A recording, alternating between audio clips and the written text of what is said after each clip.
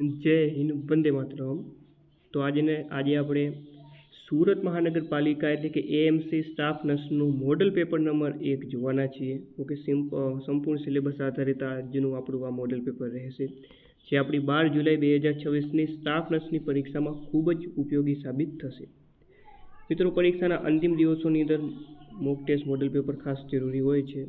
તો MC staff નર્સની પરીક્ષા માટે આપણે ટોટલ 5 જેટલા 100 માર્ક્સના સંપૂર્ણ સિલેબસ અનુસાર પેપર બનાવ્યા છે, જેમાં 75 માર્ક્સનું નર્સિંગ પ્લસ 25 માર્ક્સનું રિઝનિંગ, ગુજરાતી અને અંગ્રેજી. બરાબર? તો આવી રીતે આપણા 100 માર્ક્સના 5 પેપર રહેશે.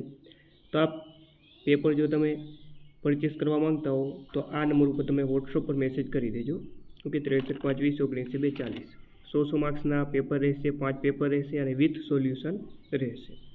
તો હેલ્પલાઇનમાં આ જે છે વોટ્સઅપ નંબર ઉપર તમે મેસેજ કરી દેજો. માત્ર 99 રૂપિયામાં તમને આ 5 મોડલ પેપર પ્રાપ્ત થઈ જશે. વધારે જાણકારી માટે હેલ્પલાઇન નંબર આપેલા છે, તેમાં કોલ કરી શકો છો અથવા મેસેજ કરી દેજો. તો ચાલો મિત્રો, શરૂઆત કરીએ. ક્વેશ્ચન નંબર 1 છે કે સેન્ટ્રલ વિનસ પ્રેશર એટલે કે સીવીપી માપતી વખતે મેનોમીટરના 0 પોઈન્ટને ક્યાં સેટ કરવો જોઈએ? ચાલો મિત્રો, તો જવાબ આવશે આની અંદર ફ્લેબોસ્ટેટિક એક્સિસ. ઓપ્શન બી અહીં સાચો જવાબ આપણો રહેશે. નેક્સ્ટ, જ્યારે દર્દીને ડ્યુરેટિક્સ આપવામાં આવે ત્યારે નર્સે કયો ઇલેક્ટ્રોલાઇટના ઘટાડા પર ખાસ દેખરેખ રાખવી જોઈએ? તો મિત્રો, જવાબ આવશે આની અંદર પોટેશિયમ. ઓપ્શન સી સાચો જવાબ રહેશે. નેક્સ્ટ, જ્યારે વ્યક્તિ પોતાની અસ્વીકાર્ય લાગણી કે વિચારોને અન્ય વ્યક્તિ પર લાદે છે ત્યારે તેને કઈ સંરક્ષણ પદ્ધતિ કહેવાય છે? ચાલો મિત્રો, તો ત્યારે તેને મિત્રો કહેવામાં આવે છે પ્રોજેક્શન. ઓકે, ઓપ્શન બી આપણો રાઈટ આન્સર અહીં રહેશે. ત્યારબાદ, સ્ક્રીનિંગ ઓફ ડિસીઝ એ રોગ અટકાવવાના કયા સ્તરમાં આવે છે? સ્ક્રીનિંગ ઓફ ડિસીઝ એ રોગ અટકાવવાના કયા સ્તરમાં આવે છે? તો મિત્રો, જવાબ આવશે આની અંદર secondary prevention. Option C right answer બનશે. નેક્સ્ટ, એચઆઈવી વિન્ડોના સંદર્ભમાં પીરિયડ એટલે શું? તો આપણે એચઆઈવી વિન્ડોના સંદર્ભમાં પીરિયડની વાત કરીએ તો જવાબ આવશે કે ચેપ લાગ્યા પછી લોહીની તપાસમાં એન્ટીબોડી દેખાય ત્યાં સુધીના સમયને શું કહેવામાં આવે? પીરિયડ કહેવામાં આવે. નેક્સ્ટ, ગ્લાસગો કોમા સ્કેલમાં બેસ્ટ વર્બલ રિસ્પોન્સ માટે મહત્તમ સ્કોર કેટલો હોય છે? તો એ હોય છે 5નો. નેક્સ્ટ, અચાનક અને ખૂબ જ તીવ્ર ડર લાગવો તેને શું કહેવાય? તો મિત્રો, એને કહેવામાં આવે છે પેનિક અટેક. શું કહેવામાં આવે? Panic attack. નેક્સ્ટ, ઓકે, આપણા મોક ટેસ્ટમાં મિત્રો આવા જ પ્રશ્ન આપેલા છે. ઓકે, આપણે સહેલું અઘરું એવું નથી જોયું, આપણે પૂછાય તેવું જોયું છે કે કેવું પેપર પૂછાઈ શકે એવા 5 પેપર આપેલા છે. ઘણા બધા પ્રશ્નો બેઠા તમને જોવા મળશે. ગર્ભાવસ્થાના કયા હોર્મોનને પ્રેગ્નન્સી મેન્ટેનિંગ હોર્મોન કહેવામાં આવે છે? તો એ છે progesterone. Option B right answer. સાંધામાં આપવામાં આવતા ઇન્જેક્શન કઈ પદ્ધતિ સાંધામાં ઇન્જેક્શન આપવામાં આવે એને કઈ પદ્ધતિ કહેવામાં આવે છે? તો તેને કહેવામાં આવે છે ઇન્ટ્રા આર્ટિક્યુલર. નેક્સ્ટ, હાઇપોક્સીમિયા શું છે? તો એ છે લોહીમાં ઓક્સિજનનો અભાવ, એટલે હાઇપોક્સીમિયા. ચાલો, ડિહાઇડ્રેશનના ક્લાસિક લક્ષણોમાં નીચે પૈકી કયું નથી? તો જો આની વાત કરીએ આપણે, તેમાં થોડી માત્રામાં પેશાબ કરવો, ઘેરો રંગનો પેશાબ, તરસ લાગવી, આ બધા એના લક્ષણ છે. પરંતુ વારંવાર ચક્કર આવવા એ ડિહાઇડ્રેશન ક્લાસિકલના લક્ષણ નથી મિત્રો. દર્દીમાં ફ્લુઇડ પ્રવાહી વધારે પડતું શરીરમાં જોવા મળે તો તેનું કારણ નીચેના પૈકી કયું છે? તો એ છે પલ્મોનરી એડીમા. નેક્સ્ટ, ત્યારબાદ છે કે ડિહાઇડ્રેશનના ક્લાસિકલ લક્ષણોમાં નીચે પૈકી કયું નથી? તો આ રિપીટ ક્વેશ્ચન થઈ ગયો. જવાબ આવે વારંવાર ચક્કર આવવા. નીચેના પૈકી કયા પ્રકારનો તાવ ટાઇફોઇડમાં જોવા મળે છે? તો એ છે સ્ટેપ લેડર તાવ.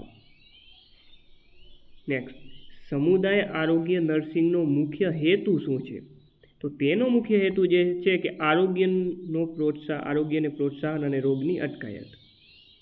નેક્સ્ટ, ગર્ભાવસ્થાના કોપર લ્યુટર્ન સક્રિય ક્યાં સુધી હોય છે? તો 12 થી 14 અઠવાડિયા સુધી સક્રિય હોય. 12 થી 14 અઠવાડિયા. બંડલ રિંગને શું કહેવાય? બંડલ રિંગ, તો એને કહેવામાં આવે છે પાછું ખેંચવું. નેક્સ્ટ, નોર્મલ લેબરને શું કહેવાય?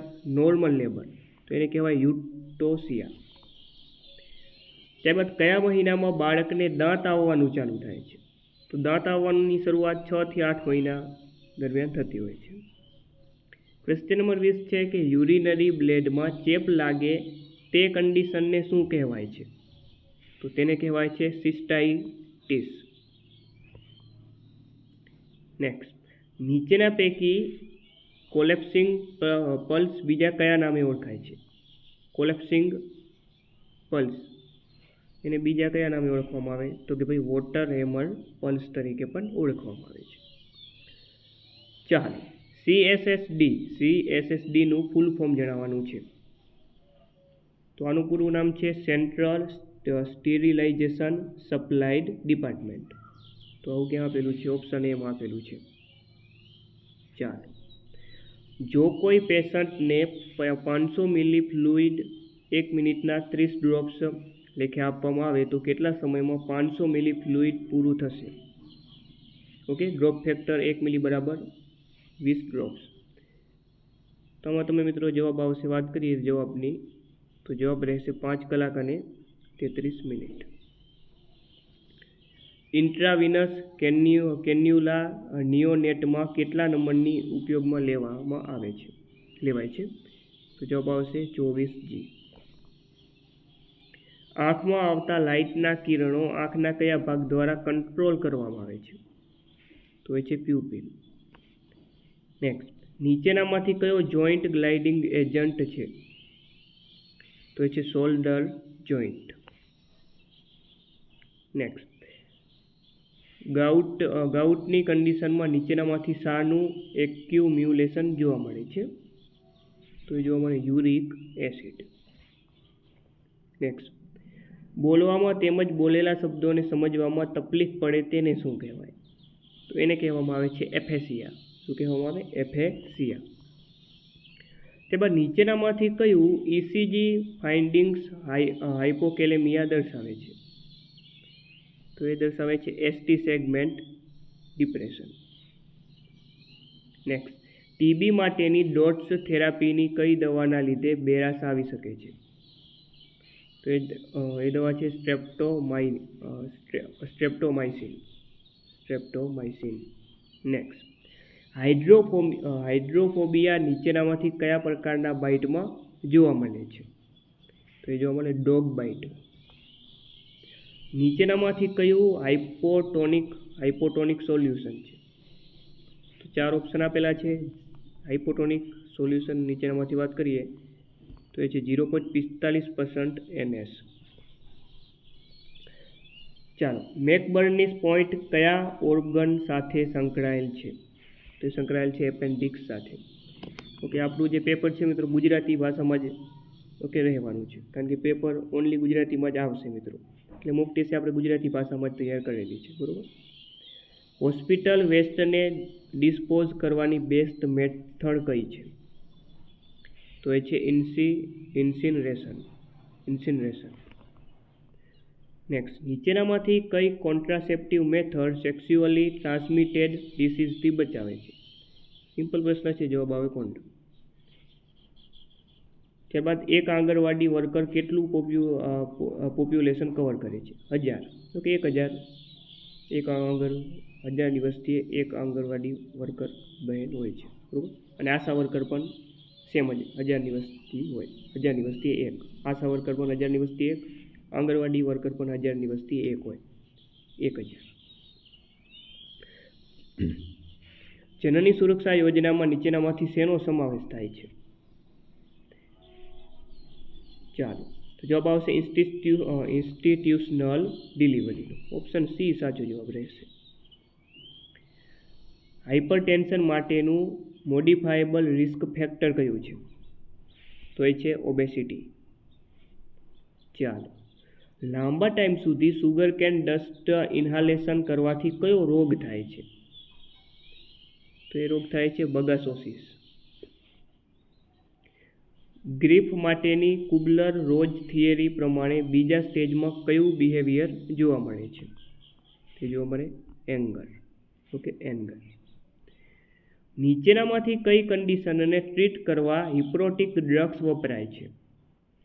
તો એ છે સ્લીપ ડિસઓર્ડર્સ. નેક્સ્ટ, ચાલો, ઓબ્સેસિવ કમ્પલ્સિવ ડિસઓર્ડર એટલે કે ઓસીડી વાળા પેશન્ટને હેલ્પ કરવા માટેની બેસ્ટ સાયકોથેરાપી કઈ છે? તો એ છે બિહેવિયર મોડિફિકેશન. Behaviour modification. નીચેનામાંથી એમ્બ્રેસિયા એ શાનો ડિસઓર્ડર છે? તો એ છે કોન્શિયસનેસ. સોરી, કોન્શિયસ નહીં પણ મેમરી આવશે. શું આવશે? ઓપ્શન એ મેમરી સાચો જવાબ બનશે. ઊંચાઈથી બીક લાગે તેવા ડિસઓર્ડરને શું કહે છે? તો એને કહેવાય એક્રોફોબિયા.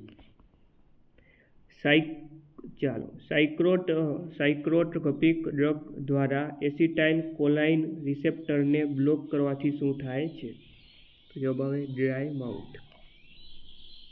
પ્રેગ્નન્સી દરમિયાન નીચેનામાંથી કયા સાઇનના વજાથનાના લેટરલ ભાગમાં ફીલ કરવાથી પલ્સેશન જોવા મળે છે? તો એ છે ઓસિઓડલ સાઇન. નેક્સ્ટ, નીચેનામાંથી કયા પ્રકારના પાલ્પેશનની મદદથી ફીટસનું હેડ અને એન્ગેજ થઈ ગયું છે તે જાણી શકાય છે? તો એ છે પેલ્વિક. કેટલા સેન્ટીમીટર ડાયલેટેશનને કુલ ડાયલેટેશન ગણવામાં આવે છે? 10 સેમી. નીચેનામાંથી કયું સાધન યુટ્રસની ઊંડાઈ માપવા માટે વપરાય છે? યુટ્રસની ઊંડાઈ માપવા માટે કયું સાધન વપરાય? તે વપરાય છે યુટેરાઇન સાઉન્ડ. ચાલો, ક્રોનિક હાઇપરટેન્શન વાળા પ્રેગ્નન્ટ મધર માટે કઈ દવા આપવામાં આવે છે? તો એ છે મિત્રો મેગ્નેશિયમ સલ્ફેટ. તો મિત્રો આ તો આપણું સ્ટાફ નર્સનું મોડલ પેપર નંબર 1. આગળના વિડીયોમાં આપણે સંપૂર્ણ 100 માર્ક્સનું મોડલ પેપર લાવશું મિત્રો, જેની અંદર 75 માર્ક્સનું નર્સિંગ પ્લસ 25 માર્ક્સનું આપણું રિઝનિંગ અને લેંગ્વેજ 2, ઇંગ્લિશ અને ગુજરાતી. તો આવી રીતે ટોટલ 100 માર્ક્સનું પેપર આપણે લાવશું. બરાબર. મોક ટેસ્ટ તમારે જો પરચેસ કરવી હોય તો આ વોટ્સઅપ નંબર ઉપર તમે મેસેજ કરી દેજો. બરાબર. માત્ર 99 રૂપિયામાં તમે જે છે આ પરચેસ કરી શકો છો. ઓકે, 99 રૂપીઝમાં. ફરીથી મળીએ નવા વિડીયો સાથે. જય હિન્દ, જય ભારત.